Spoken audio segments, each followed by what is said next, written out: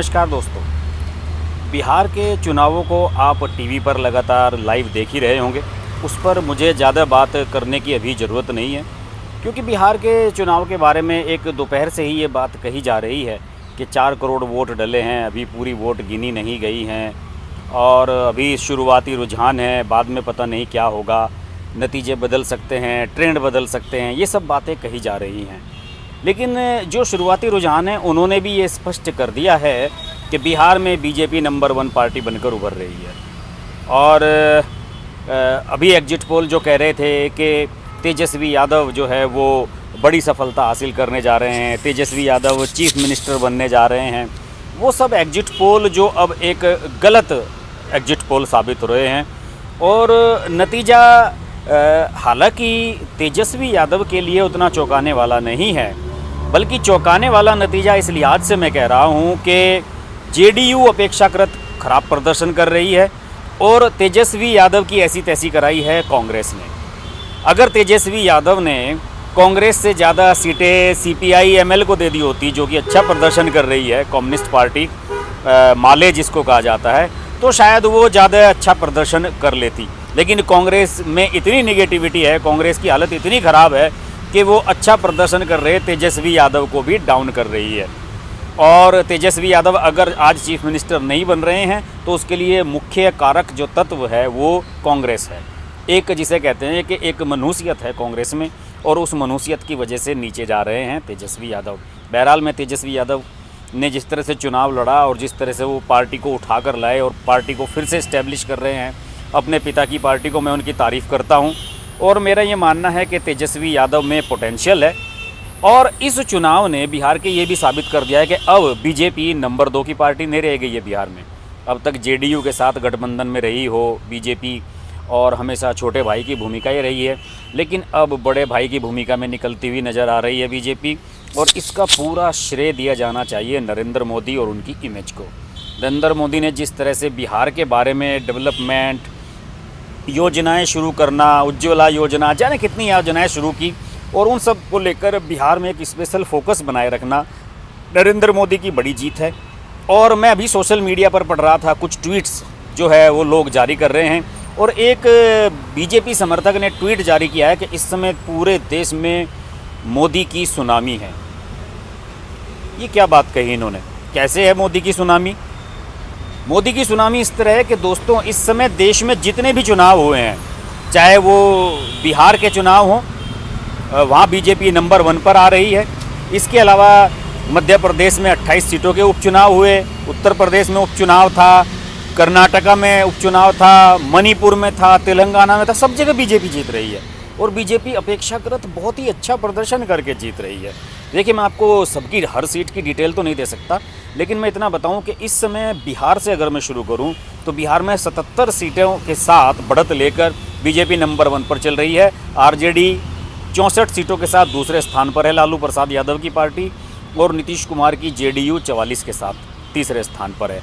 यानी कि यहाँ नंबर 1 पार्टी बीजेपी उभर कर सामने आ रही है, और ये मोदी की ही बिल्कुल जलवा जलाल है, और मोदी की वजह से ही ये सब कुछ हो सका है। ये इसमें कहने में अब मुझे कोई दो राय नहीं है।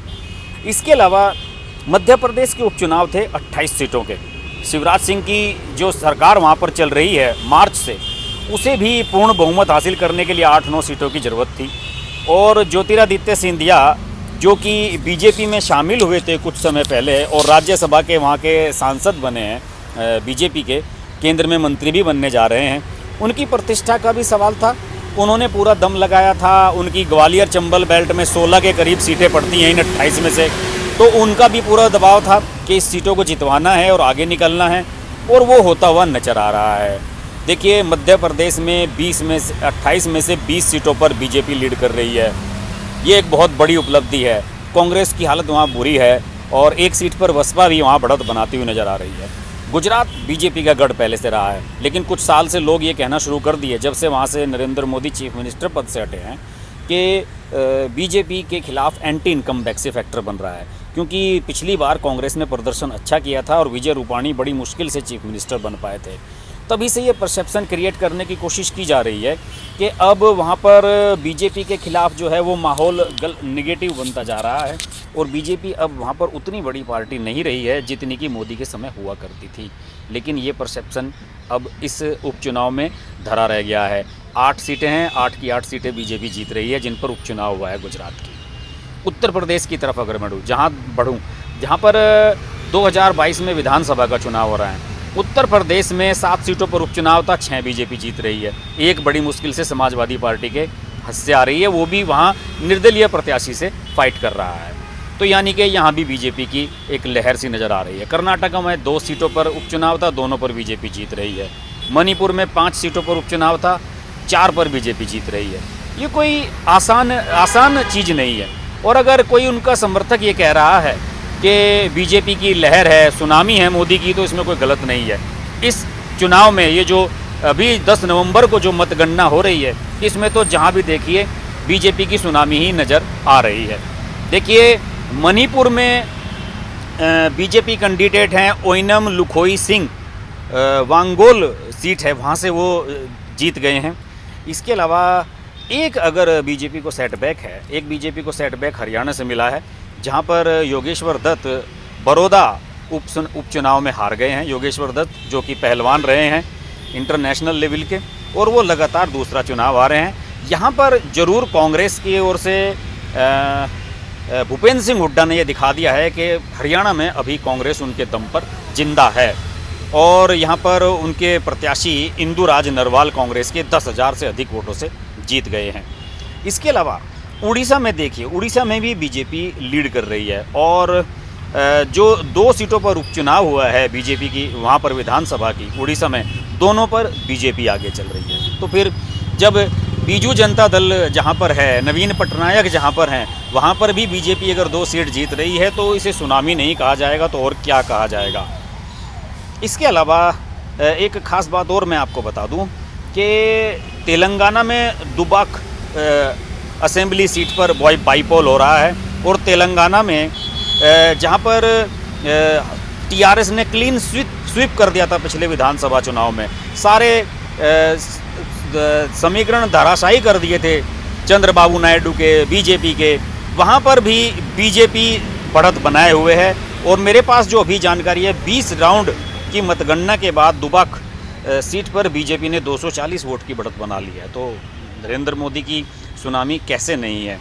इसके अलावा कर्नाटका में मैंने आपको बताया कि दोनों विधानसभा सीटों पर बीजेपी लीड कर रही है। इसके अलावा आपको बताऊं कि वाल्मीकि नगर लोकसभा सीट है बिहार की, वहाँ पर उपचुनाव हुआ था वहाँ के सांसद का निधन हो जाने के कारण, और वहाँ पे जेडीयू और बीजेपी गठबंधन 16,000 वोटों से आगे चल रहा है। तो दोस्तों फिर मैं ये कैसे ना कहूँ कि इस समय जो उपचुनाव या चुनाव हो रहे हैं बिहार के, उनमें मोदी की सुनामी है। और अगर बीजेपी के समर्थक इस बात से खुश हैं, तो निश्चित रूप से ये तो तय माना जाएगा कि नरेंद्र मोदी ने अपने दम पर बीजेपी को हर जगह फाइट में ला दिया है, और हर जगह पार्टी लीड करती हुई नज़र आ रही है। बिहार के चुनाव पर हम बाद में बात करेंगे।